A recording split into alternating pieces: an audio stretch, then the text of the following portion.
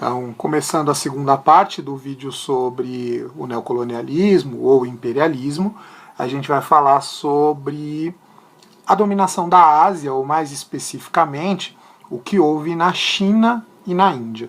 Eu vou começar pela Índia, porque eu quero deixar a China um pouquinho para terminar. Vai acabar sendo o que a gente tem mais para se falar, porque afinal a China tem mais eventos. Não que eu vou ficar citando muita coisa, porque não adianta, eu acho que é meio bobagem. Eu vou dar o panorama geral e aí eu vou indicar aqui alguns links que eu acho interessantes para vocês lerem e tal. E vou indicar inclusive 2 filmes relacionados a esse assunto, tanto da Índia quanto da China. Para falar da Índia. Então a Índia, ela na verdade ela já era meio que dominada pela Inglaterra há muito tempo. A Índia ela era um continente, um subcontinente, né? Tanto que eles chamavam de Industão, o continente do Industão, que era dividido em vários reinos e tal, e que passou a sofrer com a forte influência da Inglaterra, principalmente com a Companhia das Índias Orientais. E aí, a primeira indicação de vídeo, que eu vou deixar aqui no link, é o filme Mangal Pandey, que foi aquele filme que, em sala de aula, para os meus alunos, eu comecei a passar o primeiro trechinho. O filme se passa na Índia e vai relatar o começo da revolta dos Cipaios. Os Cipaios era um grupo um grupo militar formado pela Companhia das Índias Orientais de indianos. Claro que geralmente os líderes ali eram ingleses, mas eram indianos que iam representar, iam fazer suas ações de defesa, de repressão, de acordo com os interesses da Inglaterra e os interesses da Companhia das Índias Orientais. Essa revolta ela é muito interessante. Então, a Inglaterra exercia seu poder, na verdade, a Companhia das Índias Orientais, que era inglesa, exercia seu poder sobre a Índia, usando os próprios indianos para dominar a população. A força armada era por meio dos indianos. Só que vocês vejam só, o que causou essa revolta não foi propriamente esse cenário todo. Claro que depois acabou vindo à tona, mas não foi propriamente esse cenário todo de os estrangeiros estarem reprimindo outros povos e tal. Foi um desrespeito cultural que existiu em relação a esses povos, ao povo indiano. Para os indianos é pecado consumir carne de vaca, carne de porco, enfim, por uma questão da religião deles. Os ingleses começaram a usar um cartucho para poder colocar a pólvora na arma, que era banhado em gordura de vaca, se não me falha a memória. E em gordura animal, o que importa é isso. E óbvio, os soldados ali, os soldados indianos, os cipaios, eles não queriam usar aquilo ali, não queriam pôr na boca, porque seria uma afronta, um pecado para a religião deles. Devido à pressão da Companhia das Índias Orientais e esses cipaios não quererem servir, não quererem usar esse cartucho, começa um conflito. E aí a figura do Mangal Pandey, que é o protagonista desse filme, é o que dá start para essa revolta. Bom, não vou falar porque senão estou dando spoiler para quem for assistir o filme. A revolta ela ganha grandes proporções, e o que obriga o governo inglês a intervir na Companhia das Índias, assume diretamente o governo da Índia. Porém, essa revolta dos cipaios também vai ser chamada de Primeira Grande Guerra pela Independência da Índia, porque depois, no século XX, a Índia vai se tornar independente com o Gandhi, e aí isso é assunto para mais para frente, porque é depois da Segunda Guerra Mundial, que é quando vai haver a descolonização dos países tanto africanos quanto asiáticos. Então, é aquilo. Há resistência, vai haver resistência nos países dominados pelos países, nas nações dominadas, nos povos dominados pelos países europeus, pelos governos europeus. É claro que geralmente as resistências não dão lá em muito resultado, exatamente porque você tem todo o poderio militar, de desenvolvimento, criado pelas potências europeias, pelas indústrias europeias, contra países que ainda são subdesenvolvidos, que não têm industrialização. Então, é nessa época que surgem as primeiras metralhadoras, as primeiras armas, elas vão ser fortemente usadas na África e na Ásia para impor a dominação, e isso vai ser muito utilizado depois na Primeira Guerra Mundial. Então essa indústria bélica, que também vai ganhar muita força, e lógico, essa indústria de infraestrutura, de se locomover com mais facilidade, mesmo questão de navegação e tudo mais, tudo que se vai usar como desenvolvimento também vai acabar acarretando na guerra que vai surgir na Europa no começo do século XX, que é, no caso, a Primeira Guerra Mundial. Então, não deixa de ser um treinamento também que essas nações estão fazendo, já se preparando para o momento em que elas vão brigar entre si.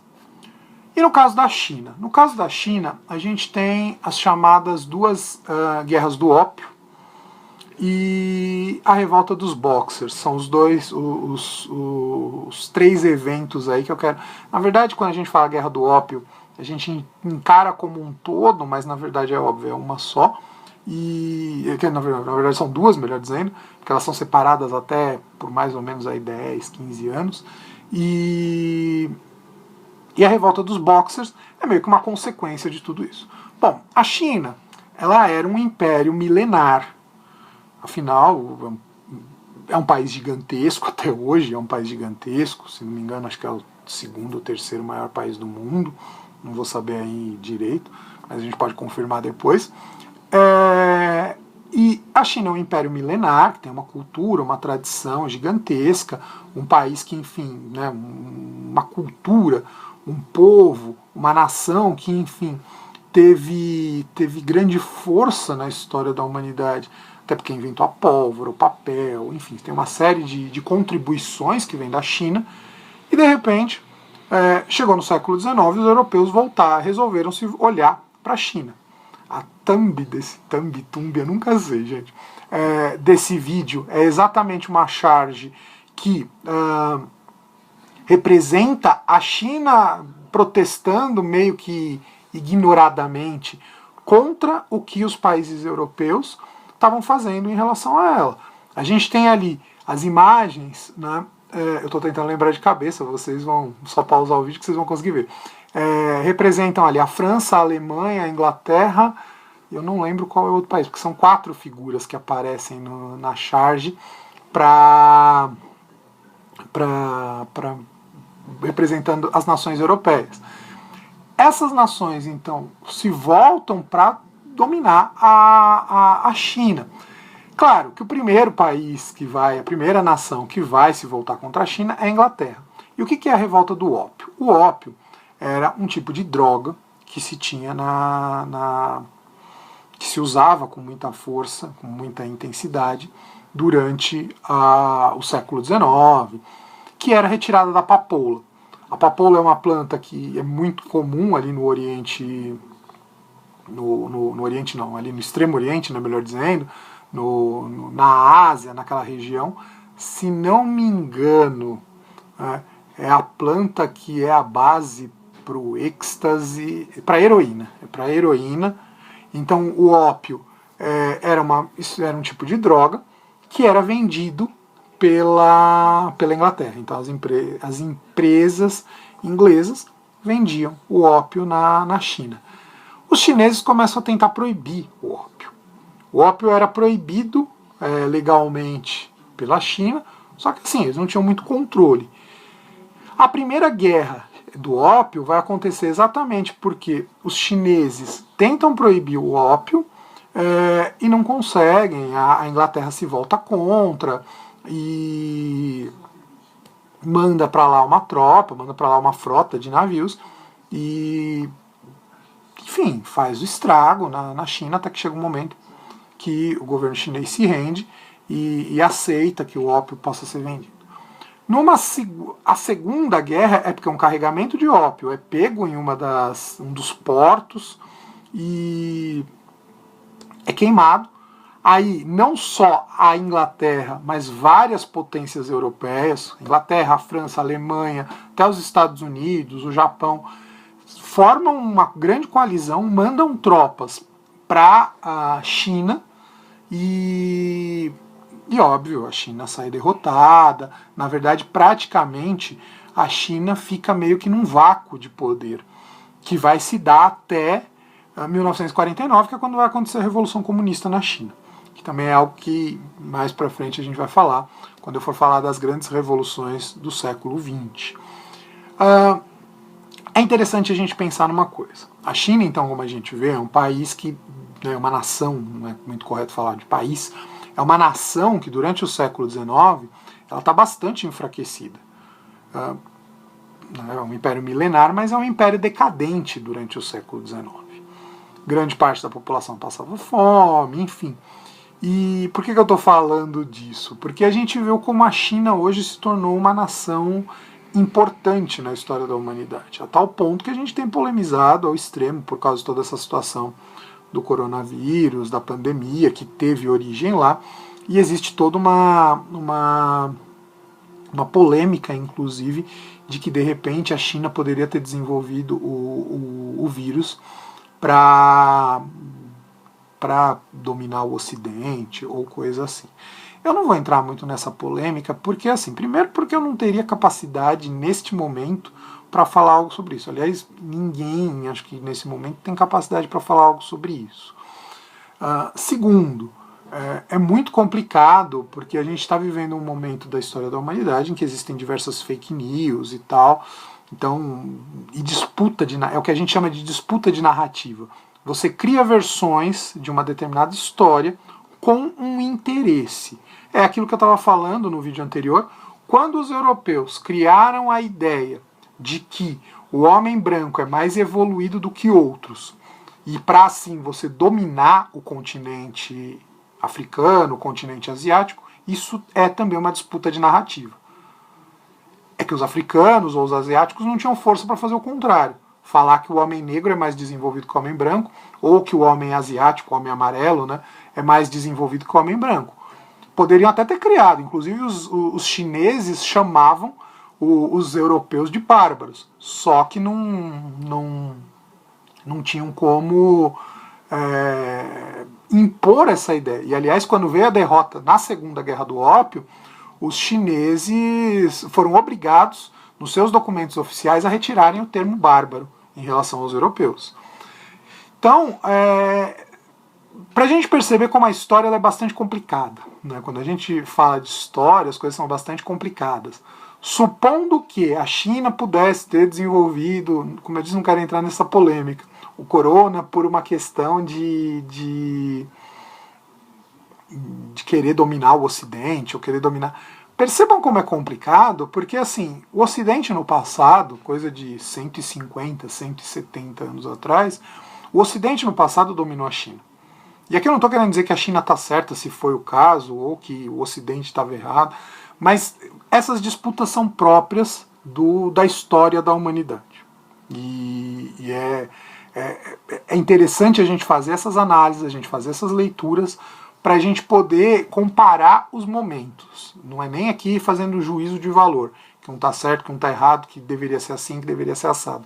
Não é isso.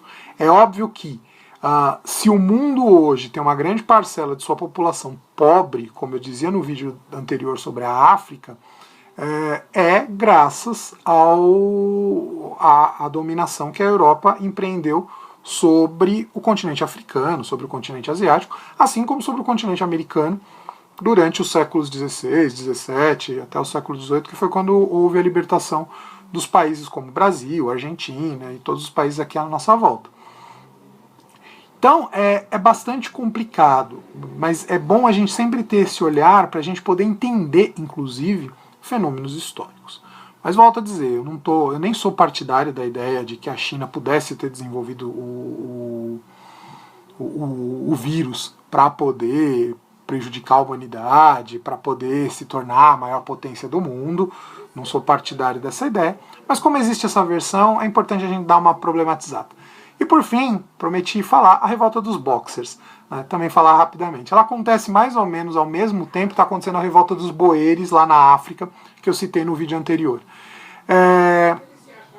Ali entre o fim do século XIX, começo do século XX, 1899 até 1900, um grupo de lutadores, lutadores de pugilistas, né, de lutadores manuais, enfim, vão se reunir e vão começar a fazer, na verdade, atos de vandalismo, atos de terrorismo, protestando contra a dominação inglesa, a dominação estrangeira, a dominação dos países asiáticos, dos países europeus. Obviamente, e como é uma revolta que tem por trás lutadores de artes marciais, eles acabam defendendo, acabam entrando para a história como revolta dos Boxers. Obviamente eles foram derrotados, ganham simpatia do povo, exatamente por causa da situação de que o povo estava ali bastante debilitado, passando fome. De certa forma, a própria elite chinesa era meio que auxiliar dos países europeus na dominação, e quando vem essa repressão por parte dos países europeus, os Boxers são eliminados. Então, são alguns fatos aí pra gente, alguns eventos para a gente poder entender um pouco melhor esse fim, essa segunda metade do século XIX, que é vista, como eu dizia lá, a Belle Époque, o momento de progresso da humanidade, né? Quando a gente estuda na filosofia, os pensadores desse período, eles vão dizer que, os pensadores desse período vão dizer que a humanidade passa por seu melhor momento, apesar de ter alguns que problematizam, mas para o resto do mundo não é exatamente isso, não. Na verdade, a prosperidade que a Europa vai passar é graças à dominação que a Europa vai impor sobre os outros continentes, sobre as outras nações. E essa prosperidade vai ter seu limite. O seu limite vai se dar na Primeira Guerra Mundial. É o assunto que eu quero começar nos próximos vídeos, os vídeos que eu vou postar na semana que vem para vocês. Então, com isso, eu me despeço dessa semana, dos vídeos dessa semana, para as aulas de História.